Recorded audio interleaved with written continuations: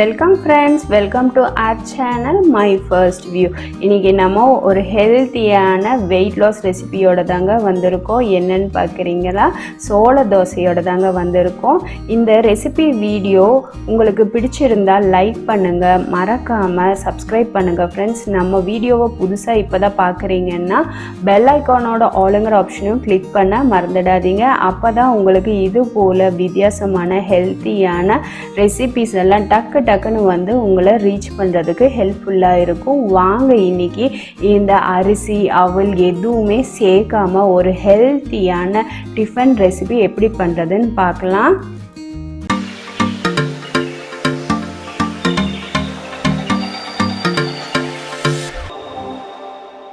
இங்கே நம்ம ஒரு பவுல் எடுத்துருக்கோங்க. அதில் பார்த்திங்கன்னா 1 கப் அளவுக்கான சோளம் எடுத்துருக்கோம். அதை நம்ம முதல்ல சேர்த்திடலாம். இங்கே பார்த்திங்கன்னா நம்ம வெள்ளை சோளம் தான் எடுத்துருக்கோம். நம்ம இங்கே 1 கப் அளவுக்கு இதை சேர்த்திடலாங்க. இது சிகப்பு சோளம் கூட கிடைக்கிது. நீங்கள் சிகப்பு சோளம் சேர்க்குறதா இருந்தாலும் சேர்த்திக்கலாம். நம்ம இன்றைக்கி ஆனால் வெள்ளை சோளம் தான் எடுத்துருக்கோம். அடுத்ததாக உளுந்து பார்த்திங்கன்னா ஒரு 1/2 கப் அளவுக்கான உளுந்து எடுத்துருக்கோம். இது கூடவே 1 ஸ்பூன் அளவுக்கு நம்ம வெந்தயம் இது கூடவே சேர்த்திடலாங்க. சேர்த்தி இப்போ இது எல்லாத்தையும் ஒரு 2-3 தண்ணி ஊற்றி நல்லா கழுவிட்டு அதுக்கப்புறம் நம்ம ஊற வச்சு எடுத்துக்கலாங்க. இப்போ இது எல்லாத்தையும் நல்லா மிக்ஸ் பண்ணிக்கலாம். இங்கே நம்ம பார்த்திங்கன்னா கருப்பு உளுந்து தான் எடுத்துருக்கோம். அது தோலோடு தான் எடுத்துருக்கோம். நீங்கள் வெள்ளை உளுந்து வேணும்னாலும் வெள்ளை உளுந்து சேர்க்குறதா இருந்தால் சேர்த்திக்கலாம். ஆனால் நான் இங்கே வந்து வீட்டில் பொதுவாக இது போல் முழு உளுந்து தோலோடு இருக்கிறது தான் எடுத்து செய்வேன். இதுவும் பார்த்திங்கன்னா நமக்கு ரொம்பவே உடம்புக்கு நல்லதுங்க. தோலோடு இருக்கும்போது நமக்கு ஃபைபர் ரொம்பவே ஹெல்ப்ஃபுல்லாக இருக்கும். இடுப்புக்கெல்லாம் ரொம்பவே நல்லது. இது போல் செய்யும்போது கலர் வந்து உங்களுக்கு மாறிடுமா அப்படின்னு எல்லாம் நீங்கள் நினைக்க வேணாம்.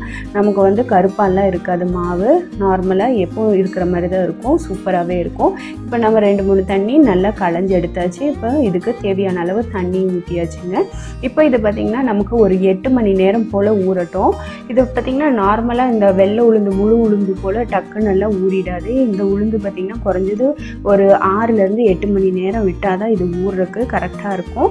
இப்போ பார்த்திங்கன்னா ஒரு 8 மணி நேரம் ஆயிடுச்சு. பார்த்திங்கன்னா உளுந்தெல்லாம் நல்லா ஊறி இருக்குது. சோளமும் நல்லா ஊறி இருக்குது. இப்போ இதில் அரிசி எதுவுமே சேர்க்க கிடையாது. அதனால் நமக்கு தோசை வந்து கிறிஸ்பியாக வராதோ அப்படின்னெல்லாம் நீங்கள் ஃபீல் பண்ணவே வேணாங்க. ரொம்பவே சூப்பராக வரும். சேம் டைம் இட்லியும் பார்த்திங்கன்னா ரொம்பவே சூப்பராக வரும். இப்போ நம்ம ஒரு மிக்சர் ஜார் எடுத்துருக்கோம். இதில் 8 மணி நேரம் போல் ஊற வச்ச இந்த சோளம், உளுந்து, வெந்தயம் இது எல்லாத்தையும் ஒன்றாவே சேர்த்து அரைச்சிக்கலாங்க. இப்போ இதுக்கு தேவையான அளவு தண்ணியும் கையோடு ஊற்றியே நம்ம அரைச்சிக்கலாம். பார்த்திங்கன்னா ரொம்ப வந்து நறுநறுன்னெல்லாம் அரைப்படும் அப்படின்லாம் நினைக்க வேண்டாங்க. நல்லாவே சூப்பராகவே அரைப்படும். இப்போ இதை வந்து நல்லா நம்ம தோசை மாவு பதத்துக்கு நல்லாவே அரைச்சி எடுத்துக்கலாம். இப்போ பார்த்திங்கன்னா பாருங்கள், இந்த கன்சிஸ்டன்சியில் நம்ம அரைச்சிருக்கோம். பார்த்திங்கன்னா நமக்கு ரொம்ப கருப்பால் தெரியுதுங்களா? இல்லை பார்க்குறக்கு நல்லா தானே இருக்குது. இப்போ இதை ரெடி ஆகிடுச்சு மாவு. இப்போ இதை வந்து ஒரு கண்டெய்னரில் ஊற்றி வச்சுக்கலாங்க. இப்போ வந்து இதை வந்து மாவு வந்து நமக்கு புளிக்கணும். நான் ஆக்சுவலாக காலையில் வந்து ஊற வச்சேன். ஒரு 8 மணி நேரம் கழித்து அரைச்சி வச்சுருக்கேன். இப்போ இது வந்து நைட்டெல்லாம் கொஞ்சம் புளிக்கட்டும். காலையில் இது வந்து நம்ம செய்கிறதுக்கு கரெக்டாக இருக்கும். இப்போ இதை மூடி வச்சிடலாங்க. இப்போ சப்போஸ் வந்து உங்களுக்கு ஹீட்டான ஏரியாவில் இருக்கீங்க, இல்லை சம்மர் சீசன் அப்படின்னா நீங்கள் வந்து நைட்டு கொஞ்சம் நேரம் கழித்து நீங்கள் எடுத்து ஃப்ரிட்ஜில் வச்சுருங்க. அப்போ கரெக்டாக இருக்கும். இப்போ நம்ம அடுத்த நாள் ஓப்பன் பண்ணி பார்க்கலாம். பாருங்கள், மாவு ரெடி ஆகிடுச்சு. நல்லா பொங்கி கரெக்டாக ரெடியாக இருக்குது. நான் வந்து இதில் உப்பு போட்டேன். அதை வந்து நான் சொல்ல மறந்துட்டேங்க. நம்ம மாவு எடுத்தோம் இல்லைங்களா, அப்போவே நான் உப்பு போட்டுட்டேன், தேவையான அளவு உப்பு. இந்த ஸ்டேஜில் நீங்கள் உப்பு போடுறதா இருந்தாலும் போட்டுக்கலாம். ஆனால் ரொம்ப கரண்டி விட்டு கலந்தீங்க அப்படின்னா நம்ம இட்லி வந்து கொஞ்சம் கெட்டியாயிடும். அதனால பார்த்துக்கோங்க. இப்போ நம்ம வந்து முதல் இட்லி ஊற்றிக்கலாம். நான் இங்கே வந்து ஒரு இட்லி தட்டில் ஃபஸ்ட்டு ஒரு 5 இட்லி ஊற்றிக்கிறேங்க. அடுத்ததாக நம்ம தோசை ஊற்றி காட்டலாம்.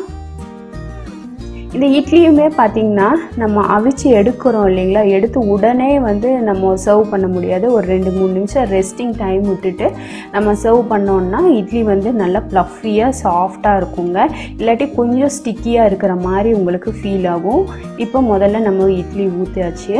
இப்போ இது வேகட்டும். அதுக்குள்ளார நம்ம சைடில் வந்து இதுக்கு தேவையான கார சட்னி ஒன்று செஞ்சிடலாங்க. செஞ்சுட்டு அதுக்கப்புறமா தோசை ஊற்றிக்கிட்டால் கரெக்டாக இருக்கும். இங்கே நம்ம ஒரு வாணலி வச்சுருக்கோம். அதில் 1 டேபிள் ஸ்பூன் அளவுக்கு நான் சமையல் எண்ணெய் சேர்த்திருக்கேன். அடுத்ததாக இதோட 1 ஸ்பூன் அளவுக்கு கடலைப்பருப்பு சேர்த்திருக்கேன். கூடவே இதோடவே 1 ஸ்பூன் அளவுக்கு நம்ம இதோட முழு உளுந்தும் சேர்த்திடலாங்க.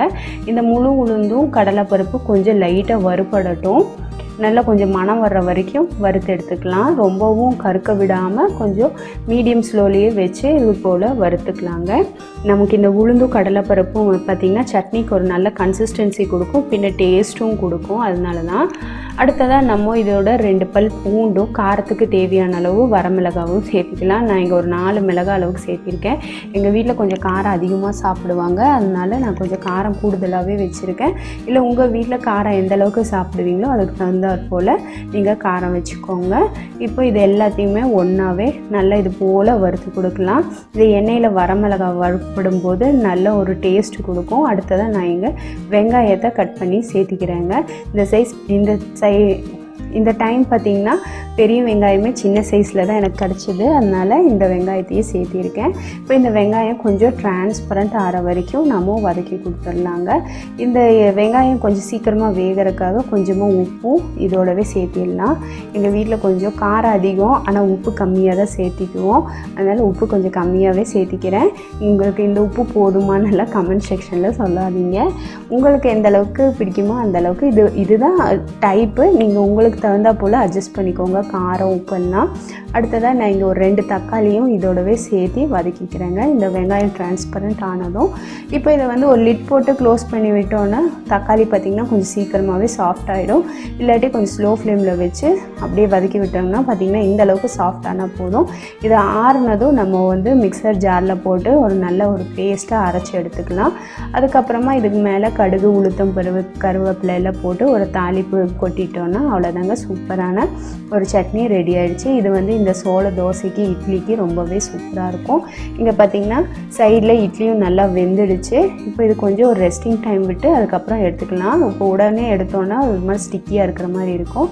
இப்போ இங்கே தோசைக்கல் சூடாயிடுச்சு. இப்போ நம்ம இதில் சோள தோசை ஊற்ற ஆரம்பிக்கலாங்க. இப்போ நல்லா எண்ணெயில் தொடச்சிட்டு நம்ம தோசை ஒரு சுட்டு எடுக்கலாம். இப்போ இது பார்த்திங்கன்னா நம்ம ஹை ஃப்ளேமில் வைக்காமல் கொஞ்சம் மீடியம் ஃப்ளேம்லேயே வச்சு கொஞ்சம் டைம் விட்டு வேக விட்டு எடுத்தோன்னா நல்லாவே கிறிஸ்பியாகவே இருக்கும். ரொம்ப நம்ம நார்மல் தோசை போல் ரொம்ப ஹையில் வச்சு டக்குன்னு ஊற்றாமல் கொஞ்சம் ஒரு மீடியம் ஃப்ளேம்லேயே வச்சு நம்ம வேக விட்டு எடுத்தோன்னா பாருங்களேன் எந்த அளவுக்கு சூப்பரான கிறிஸ்பியான சோள தோசை ரெடி ஆயிடுச்சு. இதில் நம்ம அரிசி எதுவும் சேர்க்கலை, அதனால் பார்த்திங்கன்னா நம்ம டயட்டுக்கு வந்து ரொம்பவே ஹெல்ப்பாக இருக்கும், ரொம்பவும் நல்லதும் கூட உடம்புக்கு. பாருங்கள் எந்த அளவுக்கு பேப்பராட்ட ரொம்பவே சூப்பராக வந்திருக்கு. நீங்கள் நம்பவே மாட்டீங்க, இதில் நம்ம அரிசி எதுவும் சேர்க்கலை. நீங்கள் கூடவே பார்த்துட்டே தான் வர்றீங்க. நம்ம அரிசியெல்லாம் எதுவும் சேர்க்காமலே எந்த அளவுக்கு ஹெல்த்தியான தோசை ரெடி ஆயிடுச்சு. நம்ம செஞ்ச இந்த ஹெல்த்தியான சோள தோசை ரெசிபி உங்களுக்கு பிடிச்சிருந்தால் லைக் பண்ணுங்கள், ஷேர் பண்ணுங்கள். தேங்க்யூ.